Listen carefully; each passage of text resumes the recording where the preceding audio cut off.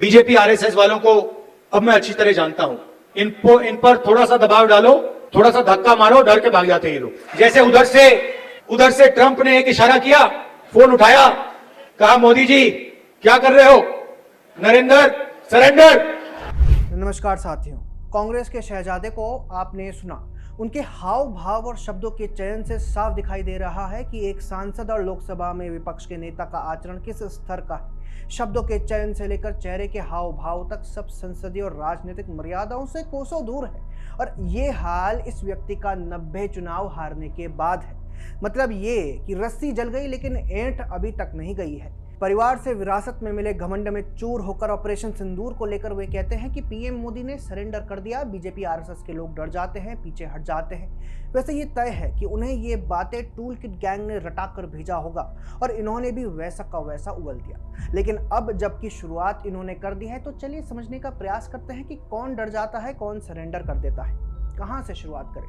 राहुल गांधी के 14 जुलाई 2011 को दिए गए बयान से, जब उन्होंने आतंकियों के सामने सरेंडर करते हुए कहा था कि हर बार आतंकी हमलों को रोकना संभव नहीं है, या फिर आज़ादी के पहले से जब नेहरू ने अंग्रेजों के दबाव में ऐसा सरेंडर किया था कि भगत सिंह को फांसी से बचाने तक के लिए कुछ नहीं किया गया। कहां से शुरुआत करें?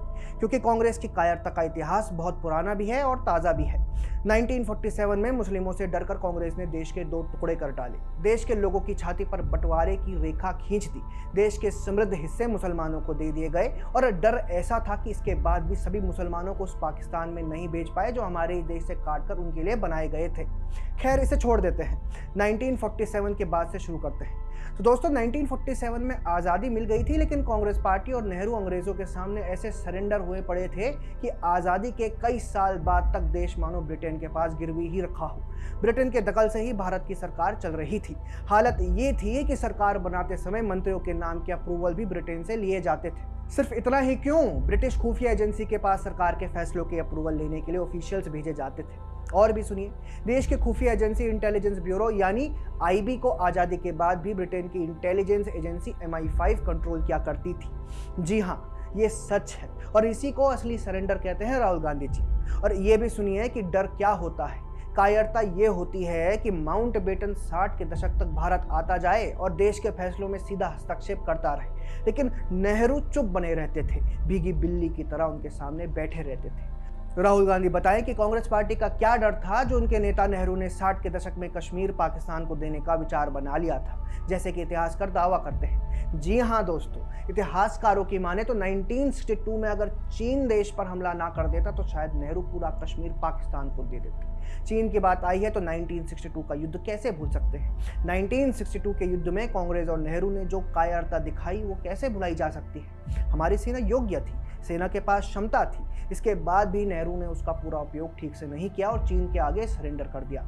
देश की 37,000 वर्ग किलोमीटर से ज़्यादा जमीन चीन को मानो गिफ्ट कर दी गई।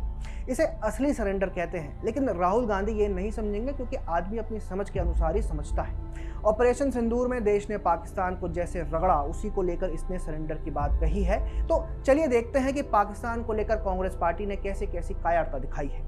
1948 में नेहरू ने इसी पाकिस्तान के सामने सरेंडर करके आधा कश्मीर उन्हें दे दिया था, जिसे आज हम POK कहते हैं। क्या ये कायरता नहीं थी? क्या ये डर नहीं था? क्यों नेहरू डरते हुए UN पहुंच गए थे? क्यों कांग्रेस पार्टी ने POK पर पाकिस्तान का कब्जा होने दिया? महाराजा हरि सिंह ने समझौता करके पूरा कश्मीर भारत में विलय कर दिया था, फिर क्यों कांग्रेस और उसके नेताओं ने पाकिस्तान के सामने सरेंडर करके आधा कश्मीर उन्हें दिया? मुसलमानों के डर से पाकिस्तान नाम का अलग देश कांग्रेस ने बनाया और शहजादे कहते हैं RSS डर जाता है। 1948 में इसी कांग्रेस ने आधा कश्मीर पाकिस्तान को दे दिया और राहुल गांधी सरेंडर करने का आरोप पीएम मोदी पर लगाते हैं। 1962 में सरेंडर करके देश की 37,000 वर्ग किलोमीटर की जमीन कांग्रेस ने चीन को दे दी और राहुल बाबा कायरता का आरोप भाजपा पर लगाते हैं। वैसे 1971 को लेकर कांग्रेस पार्टी अपनी बड़ी पीठ ठोकती है, तो क्या राहुल गांधी बता सकते हैं कि युद्ध जीतकर POK वापस न लेना कांग्रेस के कायरता नहीं तो और क्या था? शिमला समझौते में इंदिरा गांधी ने जुल्फिकार अली भुट्टो के सामने सरेंडर नहीं किया तो और क्या था?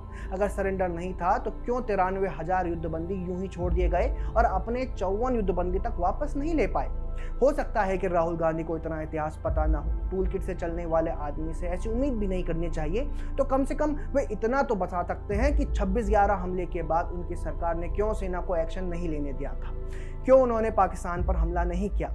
तब तो राहुल गांधी बड़े हो गए थे, पार्टी भी करने लगे थे। ये वाक्य तो कम से कम उन्हें याद होगा ही, 2008 का ही है, ज़्यादा पुराना नहीं है। तो बताए हुए कि इतने बड़े आतंकी हमले के बाद भी चुप बैठना क्या सरेंडर नहीं था? मरते रहना, सहते रहना, चुप रहना, कुछ ना बोलना, इसी को कायरता कहते हैं टूल किट के सरदार जी। और यही आपकी पार्टी ने हमेशा किया है। याद कीजिए कैसे पीएमओ में आपके प्रधानमंत्री मनमोहन सिंह आतंकियों से मिला करते थे, पाकिस्तान के साथ बातचीत में कश्मीरी अलगाववादियों को शामिल किया करते थे। क्या ये कश्मीरी अलगाववादियों के सामने सरेंडर नहीं था? यही असली सरेंडर था। और शहजादे इस बात को अच्छी तरह जानते हैं, क्योंकि वे खुद ऐसी कायरता लगभग हर दिन दिखाते हैं। आपको याद दिला दें कि देश का सांसद होने के बाद भी अमेरिका और यूके से मिन्नतें करते हैं कि आप भारत में हस्तक्षेप करो, आप कुछ करवा दो, आप कथित लोकतंत्र को बचा लो, जिसका सही अर्थ ये है कि आप हमारी पार्टी को बचा लो। ये होती है कायरता। इसमें पूरी कांग्रेस दक्ष दिखाई देती है। इन्हीं के एक और वरिष्ठ नेता मणिशंकर अय्यर पाकिस्तान जाकर दुश्मन मुल्क से भी देश में हस्तक्षेप करने की अपील करते हैं और कहते हैं कि मोदी को हटा दो, हमें ले आओ। पाकिस्तान के सामने बिछने से पहले वे ये नहीं बताते कि पाकिस्तान मोदी को हटाकर कांग्रेस को कैसे ला सकता है। सिर्फ इतना ही क्यों, 2017 में जब देश चीन के सामने डोकलाम में फेस ऑफ की स्थिति में था, तब यही शहजादे चीनी राजदूत के साथ गुपचुप तरीके से मिलते थे, उसके साथ डिनर करते थे और इस बात को दुनिया से छिपाते भी थे। इसको कायरता कहते हैं। मजे की बात यह है कि जब खबर सामने आ जाती तब भी कांग्रेस पार्टी से फेक न्यूज बता देती है। इसे डर कहते हैं, क्योंकि बाद में पार्टी स्वीकार करती है कि हाँ ऐसा हुआ था। सवाल सीधा है कि दुश्मन देश के राजदूत के साथ युद्ध जैसी परिस्थिति में आप क्यों मिले, सभी से छिपकर क्यों मिले? क्या इसीलिए क्योंकि चीन से कांग्रेस पार्टी का डर जग जाहिर है, और शायद इसी डर के कारण कांग्रेस ने चीन की कम्युनिस्ट पार्टी के साथ समझौता भी किया है। जहां तक बात आरएसएस की है, तो दोस्तों आरएसएस से संबंधित लोगों ने राहुल गांधी के ऊपर मुकदमा करवा रखा है, लेकिन यह आदमी कोर्ट में पेश तक नहीं होता। अब आप समझ लीजिए कि डर किसको लगता है। खैर, राहुल गांधी के इस बयान पर आपका क्या कहना है, कमेंट सेक्शन में हमें जरूर बताएं। अगर आपको हमारा कंटेंट पसंद आता है तो हमारे चैनल को सब्सक्राइब भी कर लें। जय हिंद।